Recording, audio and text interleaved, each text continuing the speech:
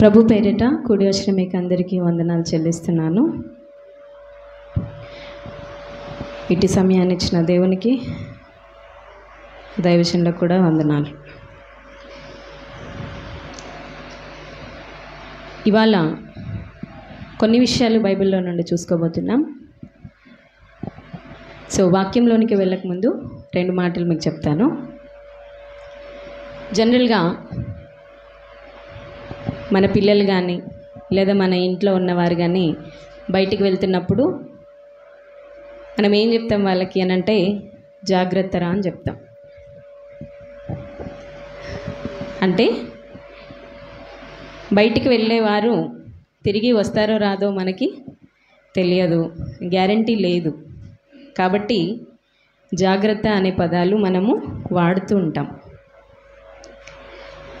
సహజంగా ఏదైనా ప్రమాదకరమైన చోటు ఉన్నప్పుడు కూడా పిల్లలకి మనము ఒక కాషన్ అనేది ఇస్తాం. అంటే పిల్లలకి జాగ్రత్త అనే పదాలు వాడుతుంటాం. అదే రీతిగా యేసుక్రీస్తు ఈ లోకానికి వచ్చి పరిచర్య చేస్తున్నప్పుడు శిష్యులకి కూడా కొన్ని జాగ్రత్తలు చెప్పడం జరిగింది. యేసుక్రీస్తు చెప్పిన జాగ్రత్తలు. ఈరోజు మన అంశం యేసుక్రీస్తు చెప్పిన జాగ్రత్తలు. ఆ జాగ్రత్తలు ఏంటివి అనేది నేను త్వరగా వచనాలు చెప్తుంటాను, తీసి చదివి సహాయం చేయండి. మత్తయి సువార్త 6వ అధ్యాయం 1వ వచనం. మత్తయి సువార్త 6వ అధ్యాయం 1వ వచనం. మనుషులకు కనబడవలనని వారి ఎదుట మీ నీతి కార్యము చేయకుండా జాగ్రత్త పడుడి. మనుషులకు కనబడవలనని వారి ఎదుట మీ నీతి కార్యము చేయకుండా జాగ్రత్త పడండి. అంటే మనుషులకు కనబడాలని చెప్పేసి నీతి కార్యాలు చేసేవాళ్ళు ఉన్నారు.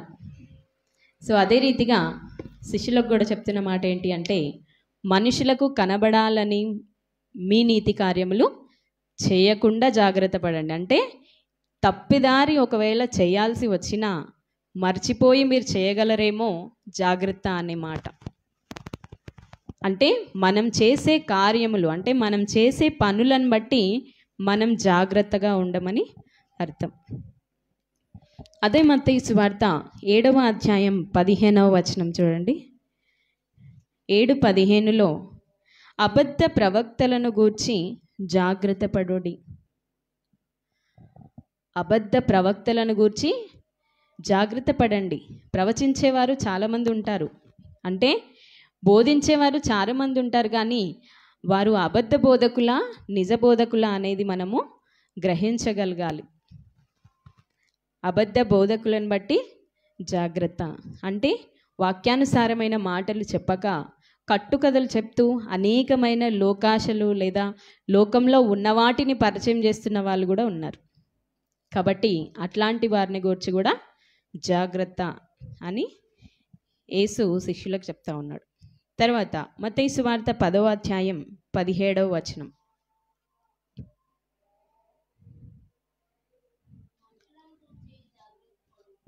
చూడండి, మనుషులను గూర్చి జాగ్రత్త పడుడి. అది 16వ వచనం నుండి చూసుకుంటే, ఇదిగో తోడేళ్ల మధ్యకు గొర్రెలను పంపినట్టు నేను మిమ్మును పంపుచున్నాను గనుక పాముల వలె వివేకులను పావురముల వలె నిష్కపటులునై యుండుడి. మనుషులను గూర్చి జాగ్రత్త పడుడి. ఎందుకు మనుషులను గూర్చి జాగ్రత్త పడాలి? చుట్టుపక్కల ఉన్న వాళ్ళందరూ మనుషులే కదా, వాళ్ళని గూర్చి వీళ్ళు ఎందుకు జాగ్రత్త పడాలి అంటే, మనం కూడా ఈ లోకంలో అనేకమైన మనుషుల మధ్యలో ఉన్నాం. మనం కూడా జాగ్రత్తగా ఉండాలి. ఎలా? మనుషుల్లో ఈ 2 విషయాలు, ఇదొకటి. ఇంకొక వచనం చూడండి, మార్కు సువార్త 13వ అధ్యాయం 9వ వచనం. మార్కు సువార్త 13:9. మిమ్మును గూర్చి మీరే జాగ్రత్త పడుడి. అక్కడేమో మనుషులను గూర్చి అన్నాడు, ఇక్కడేమో మిమ్మును గూర్చి మీరే జాగ్రత్త పడండి. ఈ 2 విషయాలు మనము కొంచెం డీటెయిల్గా తెలుసుకోబోతున్నాం.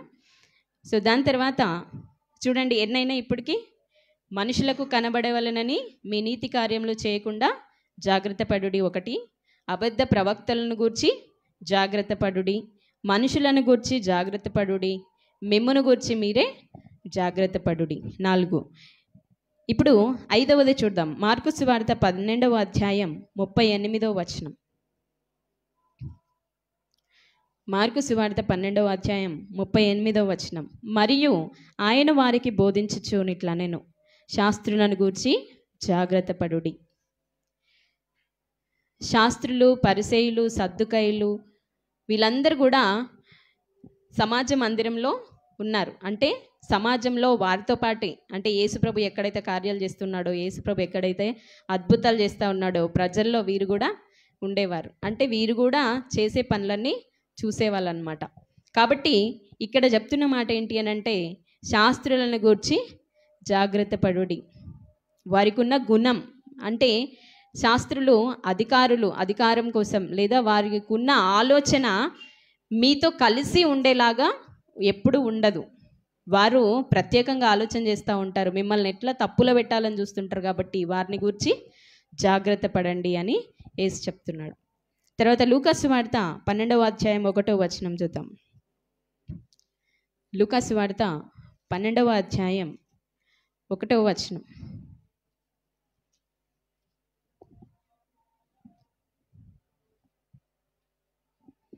అంతలో ఒకనినొకడు త్రొక్కుకొనున్నట్లు వేల కొలది జనులు కూడినప్పుడు ఆయన తన శిష్యులతో మొదట ఇట్లని చెప్పసాగెను, పరిసయ్యుల వేషధారణ అను పులిసిన పిండిని గూర్చి జాగ్రత్త పడుడి. ఇందాక చెప్పినాను కదా, పరిసయ్యులను గూర్చి జాగ్రత్త పడండి అంటే ఏంది వాళ్ళకున్నది? పులిసిన పిండి. ఏం పులిసిన పిండి అట? వేషధారణ. వేషధారణ అంటే పైకి వేషం మాత్రం కనిపిస్తుంది, కానీ లోపల ఉన్నదంతా పనికి మాలిన ఆలోచనలు. అందుకే అంటాడు కదా, సున్నం కొట్టిన సమాధులు. సమాధులు ఎట్లా ఉంటాయి? సున్నం కొడితే తెల్లగా ఉంటాయి, కానీ లోపల అట్లానే ఉంటాయా? ఉండవు.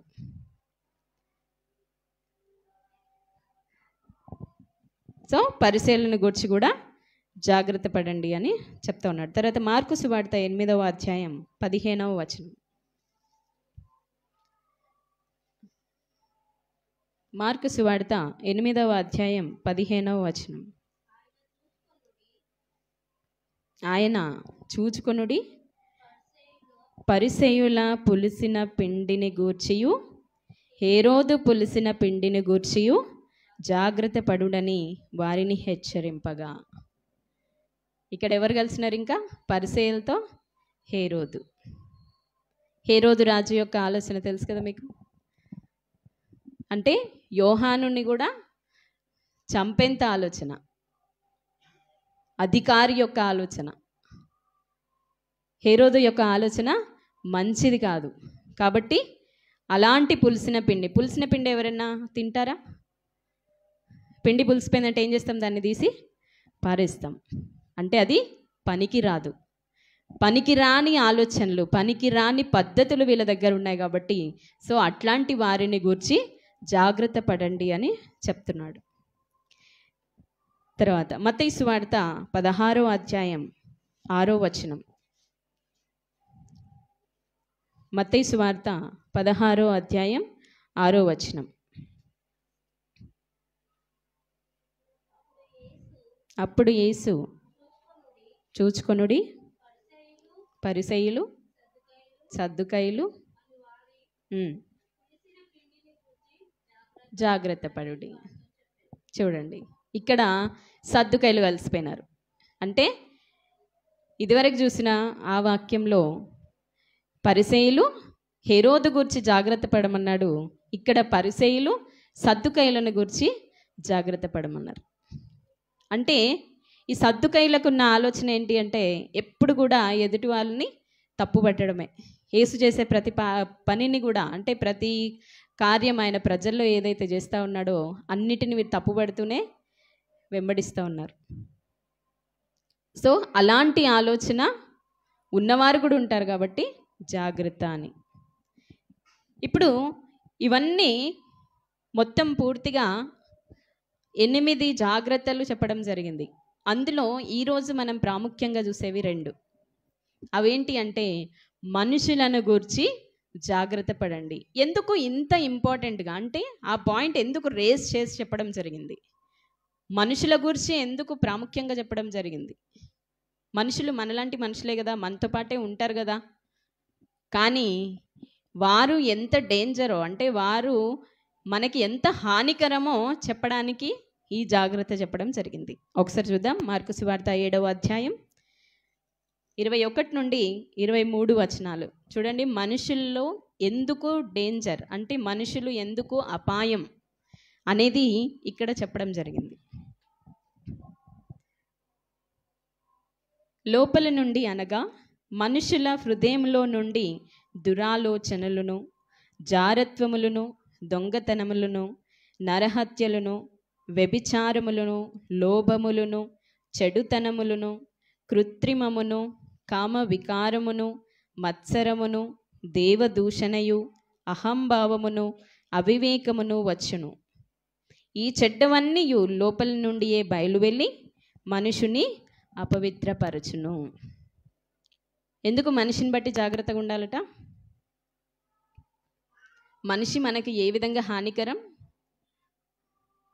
ఇక్కడున్న ఈ చెడ్డ ఆలోచనలు, చెడ్డ తలంపులు ఇవన్నీ కూడా, దేవదూషణ కూడా మనిషి హృదయంలో నుండే వస్తాయి.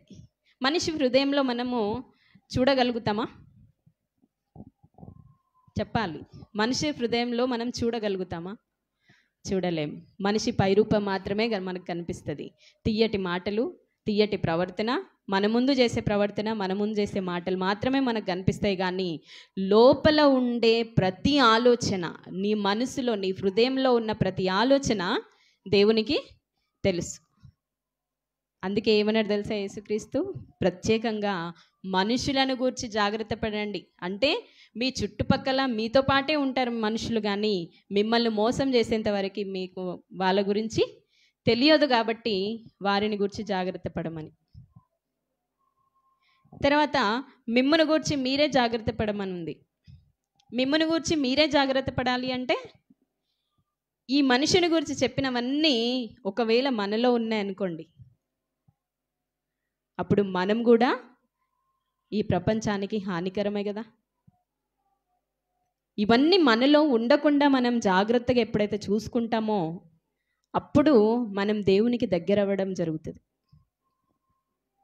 అన్నీ మనసులో పెట్టుకుని ఇవన్నీ మనలో ఉంటాయి, కానీ పై మాటలకే ఇతరులతో మాట్లాడడం, మేము మీ వారం అని చెప్పడం. కానీ గుర్తుంచుకోండి, ఈ లోకం శాశ్వతం కాదు. ఈ లోకంలో నీ పక్కనున్న వాళ్ళే, నీ మనుషులు కానీ, నీ సొంత వారు కానీ ఎవరు శాశ్వతం కాదు. నీకు నువ్వుగా ఎప్పుడైతే సిద్ధపడి ఉంటావో, నీకు నువ్వుగా ఎప్పుడైతే జాగ్రత్తగా ఉండి దేవునికి దగ్గరగా జీవిస్తావో అప్పుడు నువ్వు రక్షించబడతావు. కాబట్టి మనల్ని మనము జాగ్రత్తగా ఈ లోకంలో చూసుకుంటూ ఇలాంటి చెడ్డ ఆలోచనలు ఇక్కడ ఉన్నావు కదా. 7వ అధ్యాయం 21వ వచనం నుండి 23 వచనాలు ఇవన్నీ మళ్ళొకసారి చదువుదాం. లోపల నుండి అనగా మనుషుల హృదయంలో నుండి దురాలోచనలు అంటే చెడ్డ ఆలోచనలు, జారత్వములు, దొంగతనములు, దొంగిలించడం అంటే ఇతరులను మోసం చేయడం కూడా దొంగతనమే. ఏదో దొంగిలించడం అంటే ఒక దగ్గర డబ్బులు పెడితే వాటిని తీయడమే దొంగతనం కాదు. దొంగగా నీవు ఏ పని చేసినా అది దొంగతనమే. దాక్కొని మనం చేసే ప్రతి పని కూడా దొంగతనమే. నరహత్యలు, సహోదరుని దూషించడమే నరహత్య అన్నాడు. కాబట్టి నరుని హత్య చేయడం, ఎదుటివారిని హత్య చేయడం, దూషించడం లాంటివి మనలో ఉన్నాయేమో చూసుకోవాలి. వ్యభిచారములు కూడా ఉన్నాయేమో చూసుకోవాలి. తర్వాత లోభములు, చెడుతనము, మంచిది కానిదే చెడ్డది కదా. సో అలాంటి చెడుతనం మంచిది కాదు అని అనుకున్నప్పుడు అలాంటి చెడ్డతనం మనలో ఉందేమో చూసుకోవాలి. తర్వాత కృత్రిమము, కామ వికారము, మత్సరమును, దేవదూషణయు, అహంభావమును, అవివేకమును వచ్చును. సో దేవదూషణ, దేవుని దూషించడం. దేవుడు ఎక్కడున్నాడు, దేవుడు ఉంటే కనిపించమని ఇలాంటి మాటలు చాలా మనతో మాట్లాడుతుంటారు. కానీ దేవుడు ఉన్నాడని మనం నమ్ముతున్నప్పుడు అదే విశ్వాసం. విశ్వాసంతో నమ్మినప్పుడు కార్యం నెరవేర్చబడుతుంది. అనేక మంది దేవుడు తెలవని వారు ఎరగకుండా ఎన్నో మాటలు మన ముందు అంటుంటారు. కానీ వారు కూడా ఒక రకంగా దేవుని దూషించినట్టే. కాబట్టి దేవదూషణలు కూడా ఉన్నాయేమో చూసుకోవాలి. తర్వాత అహంభావము, అవివేకము. వివేకము అంటే తెలివిగా మాట్లాడడం, తెలివిగా ఉండడం. అవివేకము అంటే తెలివి తక్కువతనం. సో ఇవన్నీ కూడా ఒకవేళ మనుషుల్లో ఉంటే లేదా మనలో ఉంటే మనల్ని అవి అపవిత్రపరుస్తున్నాయి. కాబట్టి జాగ్రత్త. యేసు చెప్పిన మాటలు విని శిష్యులు ఏ విధంగా అయితే నడుచుకున్నారో మనం కూడా ఈరోజు విన్న ఈ మాటలు నిజంగా మమ్మను మేము జాగ్రత్తగా చూసుకొనడానికి ఈ లోకంలో ఉన్న జ్ఞానం సరిపోదు కదా. కాబట్టి వాక్యానుసారమైన జ్ఞానం మనం ఎంత తెచ్చుకుంటే అంత మనం జాగ్రత్తగా ఉండే అవకాశం ఉంటుంది.